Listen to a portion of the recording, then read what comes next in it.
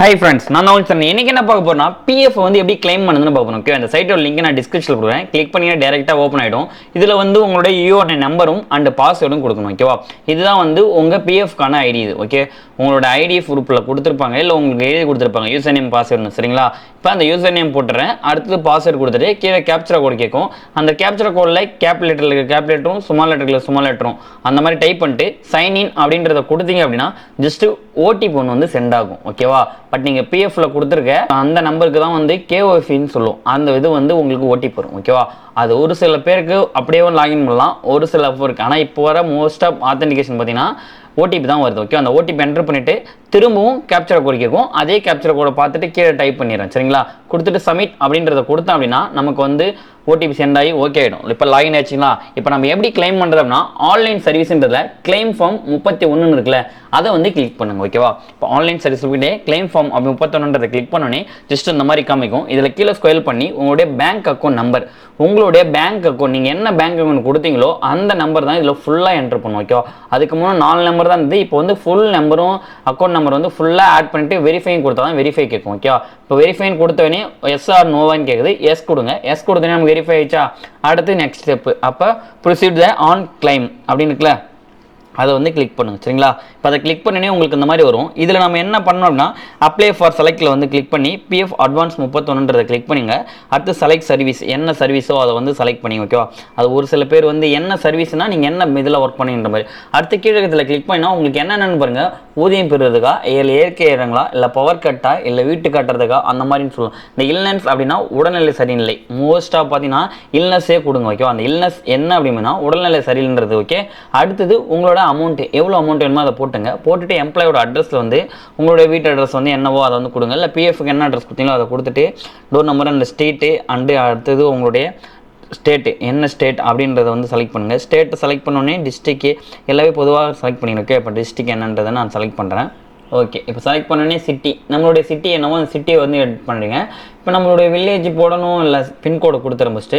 கொடுத்துட்டுக்கப்புறம் village போடணும்னா அந்த street பக்கத்துலேயே கிளிக் பண்ணி கமவர் போட்டுட்டு உங்களுடைய வில்லேஜ் வந்து நீங்கள் என்டர் பண்ணிக்கலாம். ஓகேவா? இப்போ இது எல்லாத்தையும் ஃபுல்லாக என்டர் பண்ணதுக்கப்புறம் upload the scan the copy passbook. ஒன்று செக்கு இல்லை பாஸ்புக். நமக்கு வந்து எப்படி வேணும்னா பாஸ்புக், பேங்க்கோடைய பாஸ்புக், அது என்ன ரேஞ்சுக்குள்ளே இருக்கணும் அப்படின்றத நான் சொல்கிறேன். சரிங்களா? உங்களுக்கு எல்லாமே கரெக்டாக இருக்கான்னு ஒரு டைம் பார்த்துட்டு இந்த சூஸ் த ஃபைலில் கிளிக் பண்ணினா உங்களோட இதுக்குள்ளே போகும். அது எவ்வளோ கேப்ஸ்குள்ளனா 100 கேப்ஸ்குள்ளே இருந்து 500 கேப்ஸ்குள்ளே இருந்தால் மட்டும் தான் சப்போர்ட் பண்ணும். அது வந்து உங்களுடைய பேங்க் அக்கௌண்ட் நம்ம நல்லா தெரியணும், ஐஎஃப்சி கூட நல்லா தெரியணும். ஓகேவா? அது செக்காக இருந்தாலும் சரி, இல்லை பேங்க் அக்கௌண்ட் நம்ம புக்காக இருந்தாலும் சரி.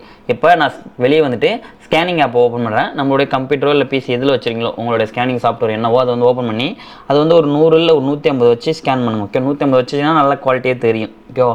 உங்கள் பேங்க் புக்கில் வந்து நல்லா குவாலிட்டியாக தெரியுற மாதிரி இது பண்ணுங்கள். பட் அப்படி குவாலிட்டி இல்லைன்னா அந்த பேங்க் புக்கை எடுத்து பிடிஎஃப் ஜஸ்ட் அந்த இமேஜ் எடுத்து ஒரு ஃபோட்டோஷாப்பில் கூட விட்டு கலெக்ஷன் லைட்டாக ஹைட் பண்ணிங்கன்னா கொஞ்சம் டார்க்காக தெரியும். ஓகேவா? அதுக்கேற்ற மாதிரி பண்ணிவிட்டு உங்களுடைய கிராப் பண்ணிவிட்டு சூஸ் ஃபைல் அப்படின்றத கிளிக் பண்ணி பேங்க் அப்படின்றத கொடுத்து அப்லோட் பண்ணுங்க. ஓகேவா?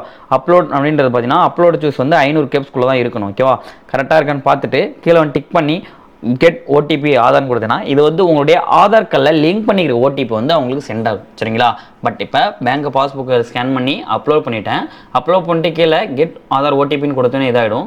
பட் நீங்கள் உங்களுடைய ஆதார் கார்டில் என்ன நம்பர் கொடுத்துருக்கீங்களோ அந்த நம்பருக்கு வந்து இது போகும். ஓகேவா? இப்போ அந்த நம்பருக்கு ஓடிபி சொன்னோடனே அந்த நம்பர் வந்து நீங்கள் இதில் என்ட்ரு பண்ணணும். சரிங்களா?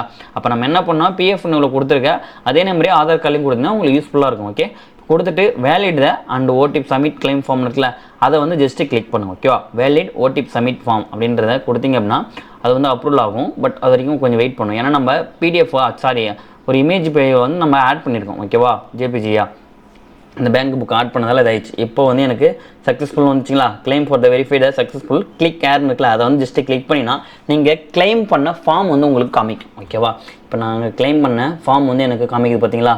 ஓகே, நீங்கள் இதில் வந்து டவுன்லோட் பண்ணாலும் டவுன்லோட் பண்ணி நம்ம கம்ப்யூட்டரில் சேவ் பண்ணிக்கலாம், இல்லை நீங்கள் எதில் இருந்தாலும் சேவ் பண்ணிக்கலாம். பட் பிரிண்ட்டு வேணாலும் அதை கொடுத்து பிரிண்ட்டுன்றது கொடுத்து நீங்கள் வந்து பிரிண்ட்டும் எடுத்துக்கலாம். பட் இந்த மாதிரி தான் வந்து நீங்கள் கிளைம் பண்ணுறது. இந்த கிளைம் பண்ணுறது ஒரு சில பேருக்கு டெலிட் ஆகுது அப்படின்னா நீங்கள் கொடுத்த காரணம். ஓகேவா? ஒன்று வீடு கட்டுறதுக்கா, இல்லை வீடு வாங்குறதுக்கா, இல்லை அந்த மாதிரி இருக்குல்ல, அந்த மாதிரி வேரியண்ட்டில் நீங்கள் செலக்ட் பண்ணுறதுல என்ன மிஸ்டேக் பண்ணியிருந்தாலோ, இல்லை அதில் ஏதாவது நீங்கள் வந்து சம்மந்தம் இல்லாதது எதனா பண்ணியிருந்தீங்கன்னாவோ கிளைம் பண்ணுற அமௌண்ட் வந்து அதுக்கும் இதோட அதிகமாக இருந்தாலும் சரி சம்டைம் வந்து ரிஜெக்ட் ஆகும். ரிஜெக்ட் ஆயிடுச்சு அப்படின்னா திரும்பவும் நீங்கள் போய் என்ன பண்ணணும், அதில் அப்லோட் இப்போ பண்ண மாதிரியே அதே சேம் ப்ரொசீஜர்லேயே வந்து திரும்பவும் அப்லோட் பண்ணணும். ஓகேவா?